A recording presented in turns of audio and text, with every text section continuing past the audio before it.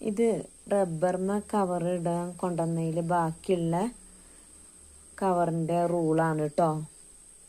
ഇത് ഉപയോഗിച്ചുകൊണ്ട് എങ്ങനെയാണ് ബുക്ക് പൊതിയെന്നാണ് കാണിക്കുന്നത് കേട്ടോ. ഇതുപയോഗിച്ച് വളരെ ഈസി ആയിട്ട് ബുക്കൊന്നും മഴ കൊണ്ടാലും നനയൊന്നുമില്ല, ഈസി ആയിട്ട് പൊതിയാം കേട്ടോ. അപ്പം നമുക്ക് പൊതിയൽ തുടങ്ങാം കേട്ടോ. ആദ്യം ബുക്കിന് ആവശ്യമുള്ള ഷീറ്റ് നമുക്ക് മുറിച്ചെടുക്കാം കേട്ടോ. അതിനായിട്ട് ബുക്ക് നിവർത്തി വെച്ച് ഇതുപോലെ വെച്ച് നോക്കാം. മടക്കി വെക്കുമ്പോൾ ഒരു 2 ഇഞ്ചിക്കും അതുപോലെ ഈ സൈഡിക്കും ഇങ്ങനെ വെച്ചിട്ട് ഇത് ഇങ്ങനെ വെച്ച് കൊടുക്കുക. എന്നിട്ട് ഇവിടെ മുറിച്ചെടുക്കുക കേട്ടോ.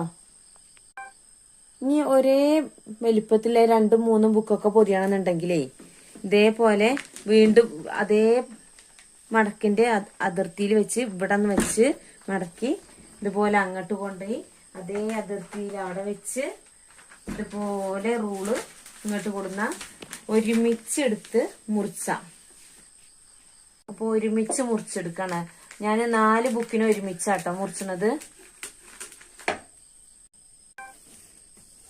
ഇതുപോലെ നല്ലോണം ഒന്ന് അമർത്തി എന്നിട്ട് ബുക്കിനെ ഈ ഭാഗത്തേക്ക് ആക്കി വീണ്ടും ഈ ഭാഗം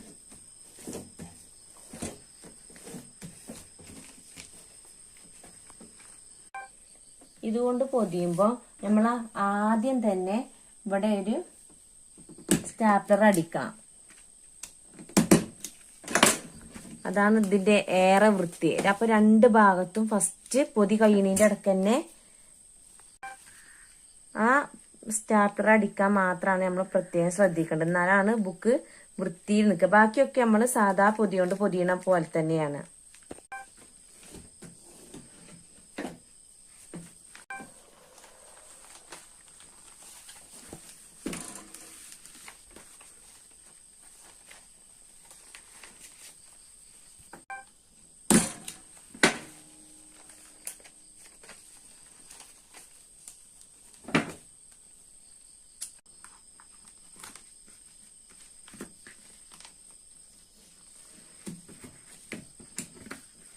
ഏറുള്ള ഭാഗമാണെങ്കിൽ ഓവറായി തോന്നുകയാണെങ്കിൽ ഇവിടെ കട്ട് ചെയ്താൽ മതി കേട്ടോ.